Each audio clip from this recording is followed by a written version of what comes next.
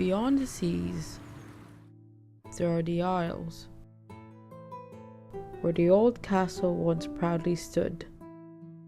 Nothing but a shadow of its former glory, its land once divided of mortals and other beings. The mist surrounds the ruins, secrets buried in the grave of the past. But one, the echoes from both past and present, that once inhabited the old castle. A legend intertwines strings of two souls, how their fates led by one prophecy.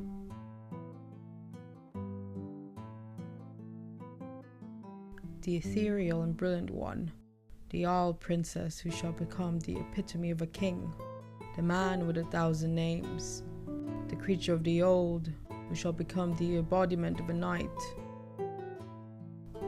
Where it all began, magic is forbidden. Those who learn, or unfortunate born with magic, will meet their fate with one swift blow. The law reached far, to a golden king who ruled over a distant land, a prosperous mortal kingdom in Albion. The golden queen bore a child before passing.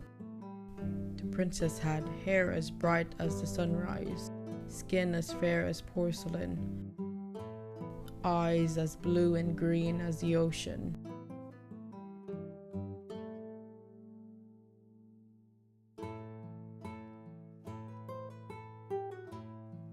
The king's older sister, Clarisse, who wished a crown for herself, she dreamt of riches and fame, studied dark magic in secret. The daughter, Arthelia, is her name, evoked the rising wrath and jealousy. The same Isle princess, a headstrong youth. Many who vied for her hand sung praises about her ocean eyes. The same creature of the old, a sorcerer, born in the sea fortress who speaks the language of dragons, with a name cannot be spoken in any other land than his own. He traveled far to the ancient kingdom, destined to become the companion of the daughter, whose blood shared with the destruction of dragons by many kings. Before midsummer, knowing the prophecy firsthand, the sorcerer dreaded. She is the key to uniting the whole Isles, to hold the light for mortals and other beings. Scornful of his destiny to protect the crowned princess, the princess' haughtiness exasperated the sorcerer, while his silliness makes him a favorite of ridicule. Their destiny may have been written in stone, but their journeys together made their friendship and grudging affection flourished. Two idealists seeking justice and truth. Body of a young woman, beneath lies the heart and the spirit of a king, and a man who's in a quest for knowledge of the new world. In absolute, he strengthened his oath of protection. The golden princess is not without enemies. His magic was soon revealed. Clarisse made an attempt to seize the kingdom with her magic alone. The king's sister's action was undermined by the sorcerer. He stood in front before the princess. "I am magic," he whispers. The confession led to exile. Without a goodbye, he fled to the forest. The next midsummer has passed. Dragon Lord, the banished magics have called him. In the middle of the forest of thorns, he was free to use his magic, yet it doesn't suit his ache. Heavy footsteps came at the side of the unexpected princess. Harsh red marks on her skin, pierced by the thorns. Her disheveled appearance with a determined look. She was a sight. She was glorious.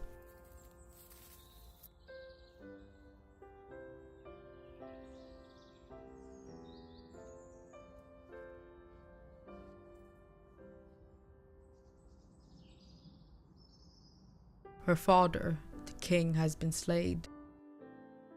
The kingdom is brought on his knees. Clores' invading army has sieged the castle. The false queen wears the crown and sits on the throne. The princess managed to run with the remaining loyal knights. She carried their will as their pride.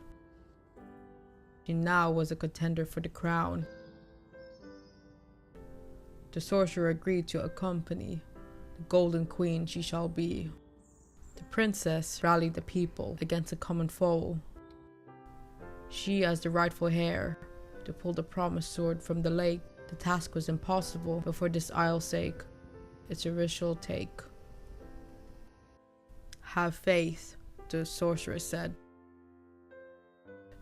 The miracle she held in her hands holds the golden sheath, written, "Worthy the beholder shall bear the same glory I had vowed for." The sword bathed in light, the light of eternity.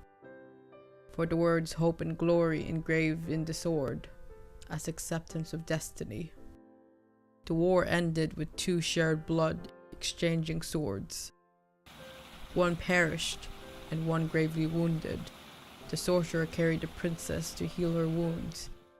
He tells her to hold on, despite on the brink of death. Her usual bravado fades little by little, painting the floor red along the way. Stumbling, the location is too far. She looks into his eyes with unconcealed devotion. The ocean eyes. She says, "Let's meet again," instead of goodbye. Gentle sunrise shyly peeked through the leaves. As soon as the light hit, she closed her eyes. She was soon placed on a boat. The boat sailed away, swallowed by the sea. Where she sails lays beyond his reach. She will breathe her first air in where she rests.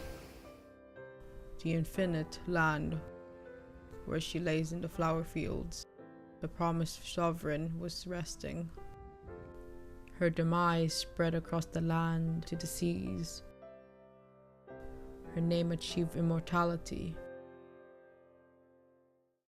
With the sun fading, the moon soon followed. Chasing for the fading light, he waits for her on the other side, as she on the other end. Detained in the isles near to the Fae, sharing the same view, the gentle waves of the waters that separates them, waiting for him.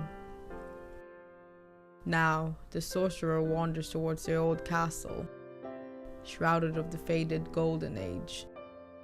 Last time he walked in a grand castle, he walked with the golden queen. Now he walks with his memories. The land was soon caged with conflict. The Isles is in dire need. He walked out of the entrance. The wind shifts, blowing freshly through his path. He stops, craning his head to the forest behind him, and just knows, he knows, this is the day she'll be with him again. The Golden Queen. The Golden Queen has returned.